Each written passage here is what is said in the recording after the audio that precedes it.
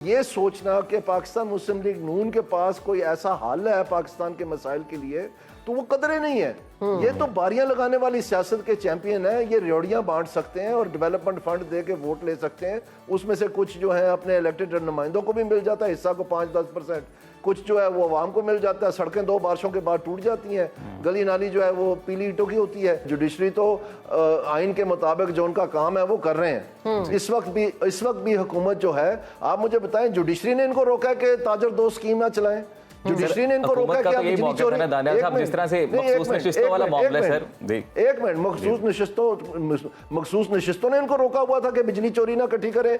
ये जो आप बार बार आपका फोन ऑन होता है तो वजीर आजम साहब की आवाज में बताते हैं कि मैंने 50 अरब रुपए का आपको पैकेज दिया है। ओ बाबा, वो जो 590 अरब है वो जो आपने इकट्ठे करने थे वो किधर है? वो किधर है? वो तो पी गए आप। अगर वो इकट्ठे किए होते तो ये 50 अरब हमारा जाया ना करना पड़ता आपको, ये किसी अच्छे काम में लग जाते हैं। हमारे साथ हमारे गेस्ट सीनियर सियासतदान दानियाल अजीज साहब मौजूद हैं। दानियाल साहब, thank you so much for your time. Sir, सबसे पहले तो आपके कमेंट्स चाहेंगे फिच रिपोर्ट से मुतालिक, कितनी सदाकत नजर आती है? जी, फिच रिपोर्ट ने वही चीज़ कही है जो बार बार मैं कहता रहा हूँ पिछले 2-2.5 महीने से, कि ये हुकूमत मुझे से हमेशा पूछते थे कि जी नून लीग की हुकूमत कितनी देर चलेगी जी। तो मैं कहता था कि ये उतनी देर ही चलेगी जिस काम के लिए बनाई गई है। तो अब फिच ने भी वही बता दिया है। तो इसमें यह है जी कि शायद ये जो मामलात हैं ये अब नज़र आने लग गए इंटरनेशनल दुनिया को भी कि इस हुकूमत की किसी किस्म की पॉलिसी जो है वो किसी सिमत पे नहीं चल पाई। अब आप देखें, जो बिजली चोरी थी 590 अरब की, वो बिल्कुल पी गए हैं, उसकी बात ही नहीं करते हैं और बुरी तरह फेल हुए हैं।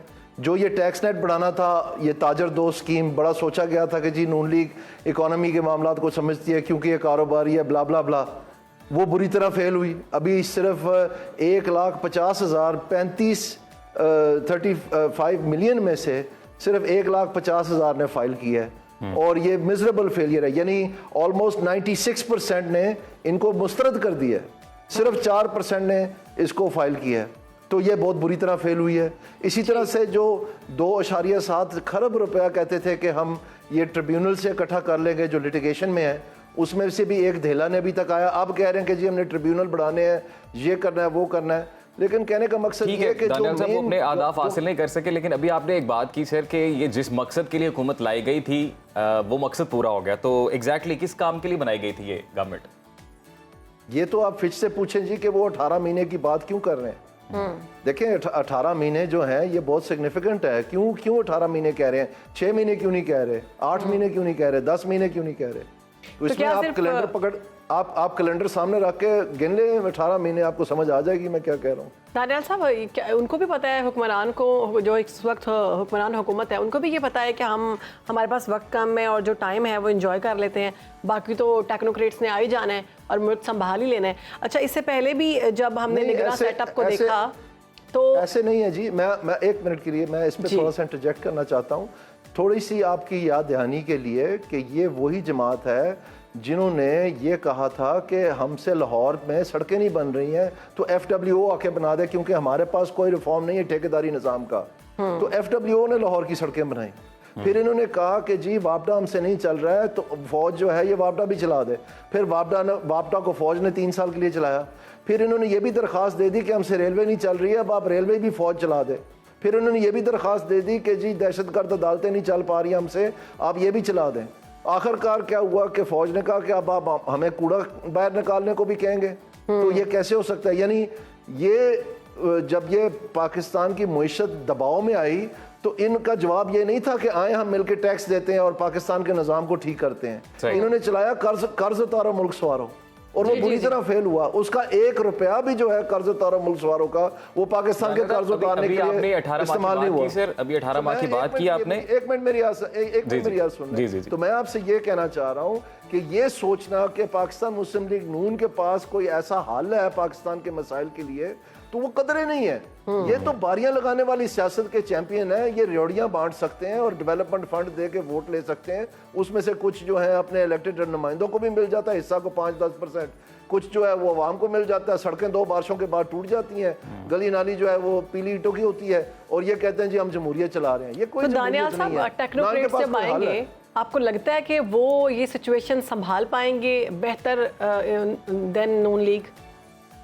मुझे नहीं पता कि टेक्नोक्रेट आ रहे हैं कि नहीं आ रहे। मैं तो समझता हूं कि आइन के मुताबिकत में जो भी रास्ता है वो निकालना चाहिए और जमहूरियत को ही पाकिस्तान को फ़रोग देना पड़ेगा। ये जो चेपियाँ लगा के हम माजी में भी तजर्बात करते रहे हैं उसमें कोई हल नहीं निकला।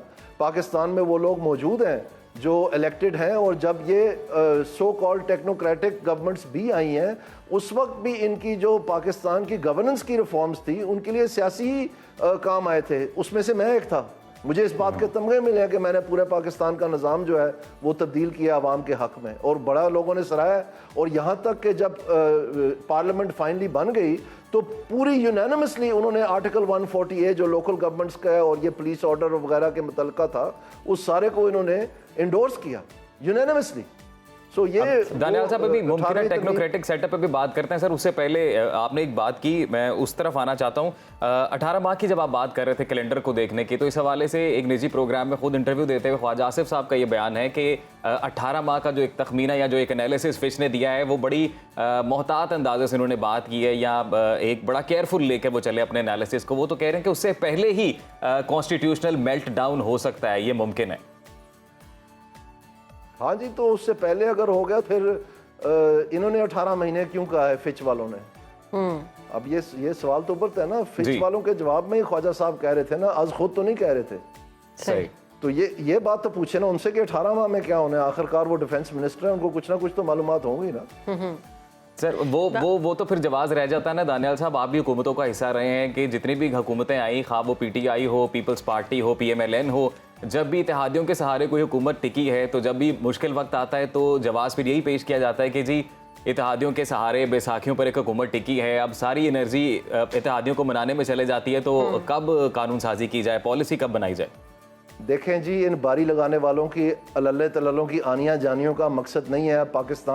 पाकिस्तान की आवाम पिस चुकी है, गरीब मिट चुका है, मिडिल क्लास जो है वो शिकस्त व रेख्त हो गई है इस महंगाई के हाथों और बेरोज़गारी के हाथों। और जब तक से कोई मुस्बत सिमत या कोई मुस्बत ठोस इक़दामात सामने ना आए तो कोई सियासी इस्तेकाम इसको तब्दील नहीं कर सकता। सियासी इस्तेकाम तो तब इस्तेमाल में आता है जब आपकी सिमत तय हो और उसके लिए आपको मदद चाहिए। तो इधर तो सिमत ही नहीं तय हो रही। मैं आपको बता रहा हूँ, एक नहीं, मैंने आपको 10 मिसालें दे सकता हूँ जिसमें इनकी हर एक इनिशिएटिव फेल हुआ है। तो ये कहते थे कि अगर हमें सेम पेज मिला तो हम पता नहीं क्या आसमान से तारे तोड़ लाएंगे। अब मिला हुआ ना सेम पेज, तो बताएं ना किधर है कामयाबियां, कहाँ है वो अर्ली विंस, किधर है? जुडिशरी उस सेम पेज पर नहीं है। नहीं, ऐसा नहीं है। जुडिशरी तो आइन के मुताबिक जो उनका काम है वो कर रहे हैं। इस वक्त भी हुकूमत जो है, आप मुझे बताएं, जुडिशरी ने इनको रोका कि ताजर दो स्कीम ना चलाएं? जुडिशरी ने इनको रोका कि बिजली चोरी, जिस तरह से मखसूस नशिस्तों वाला मामला है सर। एक मिनट, मखसूस नशिस्तों ने इनको रोका हुआ था कि बिजली चोरी ना इकट्ठी करे। ये जो आप बार बार आपका फोन ऑन होता है तो वजीर आजम साहब की आवाज में बताते हैं कि मैंने 50 अरब रुपए का आपको पैकेज दिया है। ओ बाबा, वो जो 590 अरब है वो जो आपने इकट्ठे करने थे वो किधर है? वो किधर है? वो तो पी गए आप। अगर वो इकट्ठे किए होते तो ये 50 अरब हमारा जाया ना करना पड़ता आपको, ये किसी अच्छे काम में लग जाते हैं। किसानों के साथ सब कुछ हुआ। ये मखसूस नशिस्तों ने इनको रोका हुआ था, ये अदलिया ने इनको रोका हुआ था। इनके पास फॉर्मूला ही कोई नहीं है। मैं आपको बता रहा हूँ ये सारा काम प्लानिंग का है। वहां पर एक लुक बिजी डू नथिंग बिठाया हुआ है पिछले, अब वो कह रहे हैं 2047 में 100 साल तकरीब होगी, उस वक्त विजन देने लगा हूं मैं। ओ भाई, तुम 88 साल के हो गए उस वक्त, हमारी जान छोड़ दो, ये ट्रक की बत्ती के पीछे लगाना हमें छोड़ दो। लेकिन कोई ठोस इक़दामात है तो दे, नहीं तो साइड में। वो एट द सेम टाइम ये भी तो कह रहे हैं कि नवाज शरीफ साहब सियासी तौर पर बिल्कुल एक्टिव हैं, तो पार्टी के सदर भी वही हैं। बेशक फ्रंट पे शहबाज शरीफ साहब हैं, लेकिन गाइडलाइंस, पॉलिसी लाइन तो नवाज शरीफ साहब से आती है। और दानियाल साहब, नवाज शरीफ साहब मुतालबा कर रहे हैं कि आवाम को सस्ती बिजली दी जाए। वो मुतालबा कर किससे रहे हैं? हुकूमत तो उनकी अपनी है। नहीं, कैसे दी जाए ये बताएं ना। अगर वो 590 अरब, अब खुद जो हुकूमत मान गई ये बात कि 590 अरब रुपए का माहवार जो है तकरीबन 8 रुपए, 6 से 8 रुपए फी यूनिट बिजली कम होनी थी, तो अब बजाय कि आप 50 अरब एक और चेपी लगा के 3 महीने की वक्त ज़ाया करें, आपके किधर है वो सोच फिक्र, किधर है आपकी कि ये मसला हल कैसे होना है आखिरकार? आपको पता है कि पिछले साल, ये जो पिछला साल गुजरा है, इसमें 380 अरब रुपए बिजली की चोरी थी। ये जो लास्ट ईयर है जो 30 जून को भी खत्म हुआ है, इसमें 590 थी। That's a 55% increase, 55%। तो अगर इसको काबू ना डाला तो इस साल ये 55% इंक्रीज हुई, तो ये तो ट्रिलियन टॉप जाएगा। तो कितना आप तेल लगा लेंगे आवाम का, ये इसको आप रोकें। दुरुस्त फरमा रहे हैं इस हवाले से कि इनकैपेसिटी इदारों की तो है, मतलब उस तरह से जैसे जब हम टैक्स कलेक्शन की बात करते हैं तब भी टारगेट तो एक सेट किया जाता है, लेकिन टैक्स कलेक्शन उस तरह से नहीं होती। बिजली चोरी के मामला भी सामने है। इससे पहले सर ये फिच की रिपोर्ट में जो टेक्नोक्रेटिक सेटअप की बात कर रहे थे, तो खुद ख्वाजा आसिफ साहब के ही इंटरव्यू का मैं हवाला दे रहा हूँ, उनकी जानिब से ये कहा गया कि लोग तो तैयार बैठे हैं टेक्नोक्रेट्स बनने के लिए। तो क्या आपको लगता है कि अगर कोई ऐसा होता है, मफरूज़ों पर अगर बात करें बिलखसूस, तो क्या आपको लगता है शायद खाकान अब्बासी साहब कोई एक चॉइस हो सकते हैं? मैं आपको यह अर्ज कर रहा हूँ जी कि कोई अफराद की बात नहीं है। It's not about the man, it's about the plan. मैं बार बार ये कह रहा हूँ, जब तक प्लान नहीं आपके पास, कोई मैन के अच्छा चेहरा हो, बुरा चेहरा हो, काला चेहरा हो, सफेद चेहरा हो, कोई फर्क नहीं पड़ता। आप मुझे प्लान दिखाएं ना, मैं आपको अभी बता देता हूँ कि ये ठीक है या ये। आप लोग क्यों नहीं पूछते प्लान के बारे में? आखिरकार ये 590 अरब चोरी नहीं ना पकड़ेगी, ये तो मान गए हैं। तो बजाय इस पे ऊपर हम खामोश हो जाएं, हम इनसे पूछें हुकूमत से कि भाई आपका नेक्स्ट प्लान क्या है। सर बजट एक प्लान ही तो दिया जाता है पूरी असेंबली के सामने। नहीं, बजट की बात नहीं है भाई। मैं आपको बताता हूँ, ये एडमिनिस्ट्रेटिव अप्रोच इस्तेमाल करते हैं, यानी इतने एक्शन निकाल दिए, इतने सस्पेंड कर दिए, इतनों को जो है ना लाइन हाजिर कर दिया, फलाना कर दिया, ढिंगना कर दिया, पर्चे काट दिए। ओए उसमें से क्या मिला आपको? कुछ नहीं मिला। मैं बार बार कह रहा था ये फेल होना है। आपको इंसेंटिव्स अप्रोच चाहिए। इनको महकमों की तारीख से वाकफियत ही नहीं है, इनको समझ ही नहीं है कि ये क्यों हो रहा है सारा कुछ, और ऊपर से लेकर नीचे तक सब मिले हुए। ठीक है। और मैं आपसे ये कह रहा हूं कि इनसे डिमांड करना है कि भाई अगर आपके पास कोई मुतबादल फार्मूला नहीं है, जो आपके फेल होते जा रहे हैं। एफबीआर में भी इन्होंने यही किया। अब इन्होंने डिजिटलाइजेशन की ट्रक की बत्ती के पीछे लगा दी है। जब आपका ट्रैक एंड ट्रेस आप मान गए कि फेल हो गया, जब आपका पॉइंट ऑफ सेल मान गया कि फेल हो गया, तो आपकी डिजिटलाइजेशन है कौन सा आसमान से तारे लाते हैं? जब तक फिर एक मिनट के लिए ये फिर एडमिनिस्ट्रेटिव अप्रोच है। तो इनके पास एडमिनिस्ट्रेटिव अप्रोच, क्योंकि इनके सारे एडवाइजर ब्यूरोक्रेसी है। आप भी सही कह रहे हैं, मीडिया भी यही कहता है कि बिल्कुल एक प्रॉपर प्लान देना चाहिए, अवाम भी यही कहती है कि प्लान सामने रखा जाए, लेकिन हुकूमत के पास भी एक जवाब है, और वो जवाब ये है कि जब भी हुकूमत, कोई भी हुकूमत इक़्तिदार संभालती है तो उन्हें खजाना खाली मिलता है, फिर IMF की तरफ जाना पड़ता है। अभी वज़ीर आज़म खुद कह रहे हैं कि तमाम जो पॉलिसीज़ हैं वो IMF की तरफ से हैं, बजट IMF का बना हुआ है, तो फिर अमल दरामद तो होगा ना सर? फिच रिपोर्ट की जानिब दोबारा से आपका रुख करना चाहती हूँ। वहाँ पर उसमें भी ये भी कहा गया है कि इमरान खान साहब बानी PTI रिहा नहीं होते हुए दिखाई दे रहे, जबकि मुल्की तज्जियाकारों की बातें करें तो वो तो कह रहे हैं कि बस जैसे केसेस ख़त्म हो रहे हैं, बानी PTI रिहा होने वाले हैं। मैं पहले सवाल के बारे में मैं आपसे ये कहना चाहता हूँ कि आप देखें ये खजाना खाली है या नहीं है, ये इशू नहीं है। इशू ये है कि आपने हुकूमत बनाने का दावा किया है, तो आप हल लेके आए ना। मसाइल तो आपके सामने हैं। इससे पहले अब तो आप ये भी नहीं कह सकते कि जी हम नया, हमें पता नहीं था। अभी तो आपकी PDM की हुकूमत थी और उसी के तसलसल में केयर टेकर थी, वही लोग वापस आपकी हुकूमत में आ गए। तो ये तो आप नहीं कह सकते ना। तो फिर अगर आपके पास हल नहीं है तो आप घर जाके बैठे आराम करें, किसी और को आप मौका दें। और अब ये तो कोई नहीं है ना कि लिख के लाए हुए हैं कि हमने ही रहना है इसी फैमिली ने अगले 300 साल के लिए।